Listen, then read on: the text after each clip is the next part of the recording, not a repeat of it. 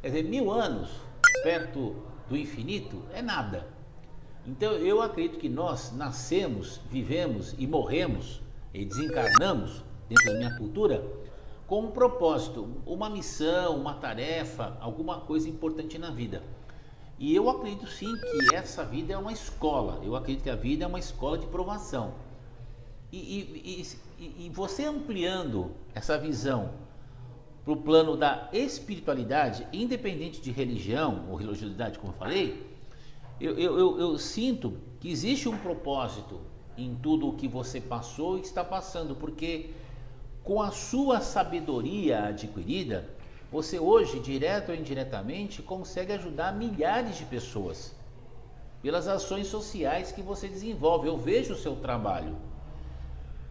O que você sente? Quer dizer, como é que é a sua relação com o seu coração? Como é que é a sua relação com as suas emoções? Como é que você vê tudo isso que você já passou na vida? Você acredita que isso tudo foi uma preparação para esse seu propósito de vida ou não? Não, eu acredito fielmente nisso daí. Porque eu vejo as ações que você faz, os vídeos que você coloca, as pessoas que você ajuda. É impressionante isso. Eu já tinha isso comigo. O meu pai e minha mãe sempre foram assim. Eles sempre faziam coisas. Meu pai sempre se envolvia em ações. Lá onde ele mora, ele era o coordenador lá do condomínio onde ele morava lá. Ele que realizava tudo, as festas, Dia das Crianças. Então assim, você vai crescendo no meio disso daí, você vai se identificando ou não. Eu me identifiquei, então eu gostei, né? Eu cresci com meu pai fazendo várias ações. Ele reunia os vizinhos para ir para a praia de bicicleta, fazer caminhada, né? Então assim, essa relação sempre foi muito próxima. Maravilhosa, muito né? próxima. E eu gostei assim de fazer esse trabalho voluntário bem antes de tudo isso que a gente está falando. Só que a gente tinha um grupo de amigos, né? A gente criou um grupo de amigos para a gente ajudar outras pessoas, ONGs, instituições. E a gente começou a fazer Dia das Crianças, o último trabalho que a gente fez, né, foi em Diadema. Lá esse grupo, uma juíza lá de Diadema deixou a gente cuidar de uma instituição onde tinha lá 100 crianças de 0 a 17 anos. Não era assim, a gente fez muitos trabalhos lá, Dia das Crianças, almoço, né? Mas era assim, era uma coisa no coletivo. Eu nunca fiz nada sozinho, nada assim que eu pudesse desenvolver e fazer do jeito que eu gostaria, né? A gente fez o trabalho lá, aí a casa acabou sendo, acho que foi destituída, as crianças foram direcionadas para outros lugares e a gente fez outras ações.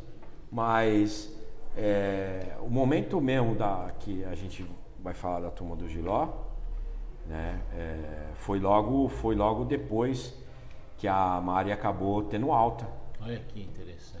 A Mari teve alta, só que ela veio a realidade. A Mari entrou andando no hospital e saiu numa cadeira de roda. Ela não perdeu os movimentos, só que ela não tem mais força na musculatura para se sustentar. Então hoje a fisioterapia dela é totalmente para fortalecer os membros inferiores. Entendeu? Ela anda com um tutor, né? Muita gente conhece também com outro nome, que é um exoesqueleto, tá? Que a ACD vende e às vezes fornece de graça, depende do seu grau que você é colocado lá dentro. A gente recebeu uma doação desse exoesqueleto, chama tutor, e ela está se dando muito bem. Ela já consegue andar, fazer a fisioterapia dela andando e voltando, né? Fora esse exoesqueleto, ela desaba. Então a vida dela é na cadeira de roda. E aí entra na turma do Giló. Que maravilha, hein? Que Aí maravilha. entra na turma do Giló. A turma do Giló eu vejo como uma turma abençoada. Eu vejo uma turma abençoada porque eu venho acompanhando já o trabalho de vocês há mais ou menos uns 2 anos, um pouco mais, um pouco menos, que eu acho que é o tempo que eu te conheço. Uns 2, 3 anos, uns 2, 3 anos.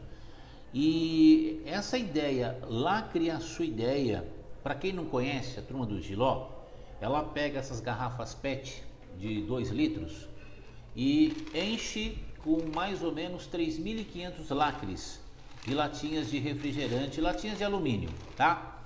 Uma garrafa dessa vai pesar mais ou menos com cheia em torno de 700 gramas, tá?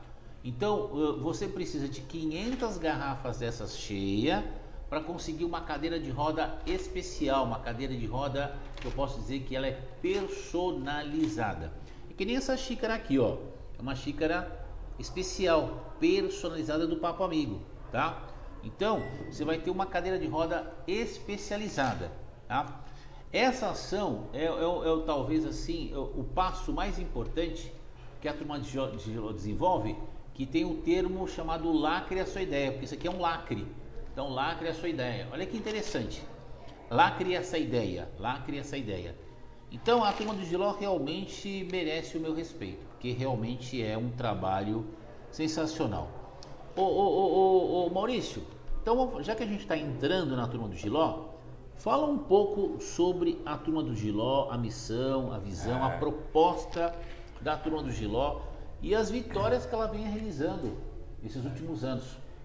A turma do Giló, cara, ela entrou na minha vida num momento muito difícil, um momento de questionamentos, porque a nossa vida muda quando você passa por umas situações dessas, né, quando você tem filhos especiais, filhos deficientes, você tem que ver conceito de vida, conceito de religião, amizades, tudo isso muda, porque não tem mais tempo para festa, não tem mais tempo para diversão.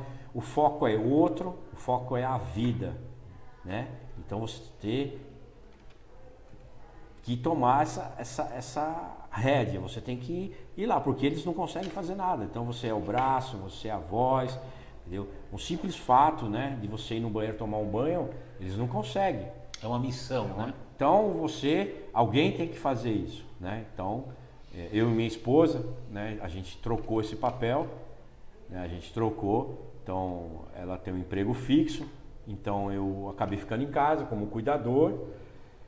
E então, quando veio a notícia que a Mari era cadeirante, eu podia estar em casa reclamando, eu podia estar me lamentando, eu podia fazer um monte de coisas. Sim. E aí foi quando eu conheci a turma do Giló.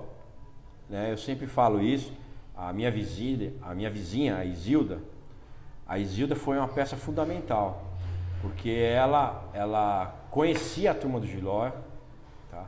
E ela me apresentou e contou um pouco da nossa história para Carol Videira, que é a CEO da ONG. E ela falou assim, quero conhecer a história e se ela precisa de uma cadeira de roda, a gente vai pôr ela numa lista, né? E quando chegar a vez dela, a gente vai dar uma cadeira para ela, uma cadeira adaptada, uma cadeira com medidas adaptáveis. Olha que maravilha, né? Hein? Então, falar para a verdade para você, eu não acreditei muito. Quando veio a notícia que eu conheci a Patrícia que foi em casa, que era uma voluntária. Hoje ela faz algumas parcerias com a turma do Giló, ela toca uma outra ONG também, que é um projeto dela. Ela foi em casa e falou, a gente vai te dar tal, mas a gente precisa agariar fundos, que é o lacre. A gente precisa de lacre para conseguir a cadeira para ela. Aí eu falei, como é que vai acontecer isso? Ela falou, não, mas vocês não precisam dar um lacre. Aí eu falei assim, mas como é que vai funcionar? Não, fica tranquilo. A gente vai tirar as medidas dela, uma fisioterapeuta vai tirar as medidas dela, e quando chegar a vez dela, a gente vai mandar fabricar essa cadeira. Eu falei, tá bom. E ela foi embora. E ela falou, daqui uns 6, 7 meses deve sair a sua cadeira. Eu falei, ok. Aí eu fiquei pensando, falei, como que eles vão conseguir? Eu em casa, humanamente, impossível, eu não consigo ajuntar, né? Eu tomo cerveja em casa, mas é pouco. Nada assim expressivamente você toma 500 garrafas, você falou de 2.500 a 3.000? 3.000, pelos cálculos que eu fiz, que eu tive a pachorra de pesar os lacres e fazer um cálculo médio. Sim. Dá mais ou menos 3.500 a 3.200 lacres por garrafa. E daria em torno de 700 a 900 gramas por garrafa. É loucura, então, né? É loucura. Aí eu fiquei um pouco desacreditado, mas aí... Mas olha, eu vou te falar, não é um número tão impossível, porque eu me lembro de uma ação, acho que foi o rodeio em Barretos, eu não sei qual foi o ano, já há alguns anos, parece que foram consumidos lá em uma semana de rodeio, não sei, 4 milhões de latinhas de cerveja, fora os refrigerantes. Sim. Então, não é impossível, por exemplo, você ter 4 milhões de lacres ali, 4 ou 5 milhões de lacres, e 4 ou 5 milhões de latinhas que podem ser esmagadas e também comercializada e vendida para outras ações sociais. Eu não vejo como impossível. Hoje, né, lógico. Sim, depois, claro. Mas é um engajamento de causa. Você Sim. tem que conscientizar as pessoas têm que estar a fim de participar de uma campanha. E foi o que aconteceu com a Mari. 6, 7 meses depois a gente recebeu a cadeira. E aí eu falei assim, eu quero participar. Quero multiplicar. Entendeu? E foi aonde eu me encaixei, aonde eu me achei. E aí eu conversei. Você encontrou a sua missão de vida. Sim.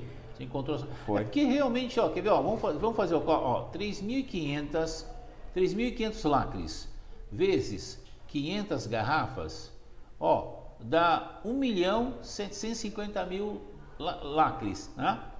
E olha, não é impossível não, porque... hoje eu vejo que não, porque, vou te falar, a cada 2, 3 meses, por causa da pandemia, mas a cada 2, 3 meses sai um lote grande da minha casa. E não é só lacre de latinha de cerveja, de refrigerante também. Sim, tem que ser alumínio, pode ser até... que é pouco, mas o de sardinha... Tem muitos que é pintado da cor de alumínio, mas eu tenho um imã em casa onde eu vou separando. Né? Mas o expresso mesmo é as latinhas de refrigerante e cerveja, as latinhas de alumínio. É importante isso. E quanto mais o pessoal tiver consciente, melhor. Sim.